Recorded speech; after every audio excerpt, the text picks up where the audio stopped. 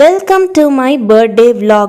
இது வரைக்கும் சேனல் ஆரம்பித்ததுலேருந்து என்னோட பர்த்டேவை ஒரு vlog-ஆக எடுத்து போட்டதே கிடையாது. அண்ட் என்னோட லைஃப்லே வந்துட்டு ஃபர்ஸ்ட் டைம் என்னோட பர்த்டே அன்னைக்கு என்னென்ன நடக்குது அப்படிங்கிறத ரெக்கார்ட் பண்ணி போடுறது இதுதான் ஃபர்ஸ்ட் டைம்.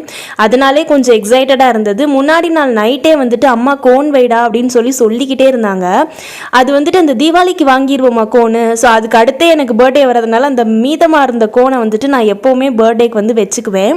இந்த வருஷம் எனக்கு பெருசாக இன்ட்ரெஸ்ட் இல்லாமல் தான் இருந்தது. பட் அம்மா வந்து ரொம்ப சொல்லிக்கிட்டே இருந்தாங்களா, சரி அம்மாக்காக வச்சுக்குவோம் அப்படின்னு சொல்லி வச்சுக்கிட்டேன். கோன் வந்து எனக்கு வைக்க தெரியுமா அப்படின்னு கேட்டிங்கன்னா அப்படிலாம் கிடையாது. ஏதோ நம்மளால் முடிஞ்ச அளவுக்கு வைப்பேன். அந்தளவுக்கு நான் ஒரு ப்ரோ மாதிரிலாம் வைக்கிற ஆள் கிடையாது. ஏதோ என்னால் முடிஞ்சது அப்படி தான் வைப்பேன். அண்ட் இதுதான் வந்து அவுட்புட்டு. ஓகே, நாட் பேட், ரொம்ப நல்லாயிருக்கு அப்படிலாம் சொல்ல முடியாது. ஏதோ கொசன்னு இருந்தாலும் ஓரளவு கையை நிரப்பியாச்சு அப்படின்ற மாதிரி தான் இருந்தது.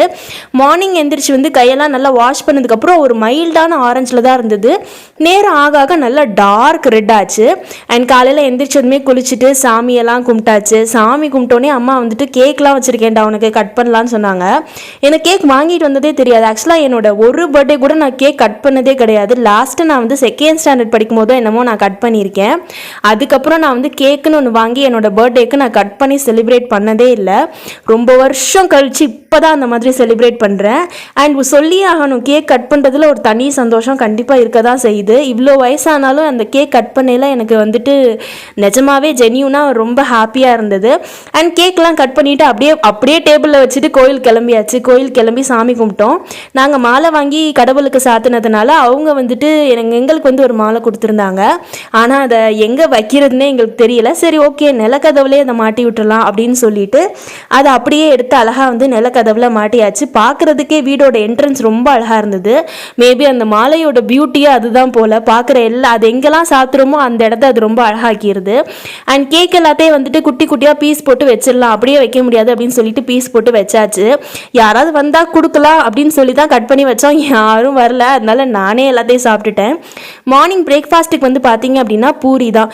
எப்போவுமே பர்த்டேனா ஏதாவது ஒரு பூரி, இந்த மாதிரி கொஞ்சம் அந்த ஃபேன்சி ஃபுட்டுன்னு சொல்லுவாங்கல்ல சவுத் இந்தியனில், அந்த மாதிரி ஃபேன்சி ஃபுட் செஞ்சு சாப்பிட்டாச்சு. அண்ட் பூரிக்கு எப்போவுமே எங்கள் அம்மா வைக்கிறது வந்து இந்த உருளைக்கிழங்கு பட்டாணி போட்டு ஒரு குருமா வைப்பாங்க. அந்த குருமாவை தான் நாங்கள் எப்போவுமே வந்து சாப்பிடுவோம். அண்ட் இன்னைக்கு செம்ம காம்பினேஷனாக ரொம்பவே நல்லா இருந்தது.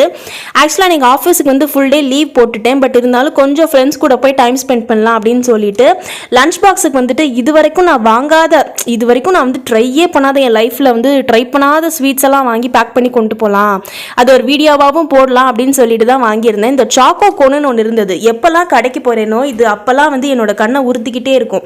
அப்படி என்னடா இந்த கொடையில் இருக்குது அப்படின்னு எனக்கு எப்போவுமே ஒரு கியூரியாசிட்டி இருந்துக்கிட்டே இருந்தது. ஸோ பர்த்டேவை சாக்கா வச்சு அதை வாங்கிட்டேன். 10 rupees இது.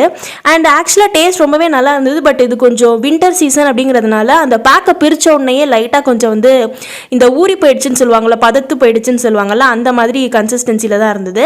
அண்ட் நெக்ஸ்ட் வாங்கினது பார்த்தீங்க அப்படின்னா மில்க் பிக்கீஸோட ஏதோ ஒரு வேஃபர் ஸ்டிக்குன்னு நினைக்கிறேன். அண்ட் ரொம்பவே நல்லா இருந்தது ஆக்சுவலாக. ஆனாலும் வந்துட்டு எனக்கு ரொம்ப சாட்டிஸ்ஃபைடாக அப்படின்னு கேட்டிங்கன்னா இல்லை. பட் இது 5 rupees தான். அந்த விஷயத்தில் இது வந்துட்டு ஓகே, 5 rupeesக்கு இவ்வளோ நல்ல ஒரு பொருள் கிடைக்குது அப்படிங்கிற ஒரு ஹாப்பினஸ் இருந்தது. உள்ளே வந்து பார்த்தீங்க அப்படின்னா வனிலா ஃபில்லிங் தான் இருந்தது. ஓகே, நல்லா தான் இருந்தது. பட் சாக்லேட் ஃபில்லிங்காக தான் மேபி பர்சனலி எனக்கு ரொம்ப பிடிச்சிருக்கும்னு நினைக்கிறேன். பட் ஸ்டில் 5 rupeesக்கு இது ரொம்பவே ஒர்த், நல்லாவே இருந்துச்சுன்னு சொல்லலாம். அண்ட் என்னோட ஆல் டைம் ஃபேவரட் ஸ்கூல் மெமரிஸ்னு சொல்லலாம். இந்த சோக்கி வந்துட்டு டேபிள் கீழே வாங்கி போட்டு வச்சு பிரேக்கில் வந்து சாப்பிட்டுக்கிட்டே இருப்போம்.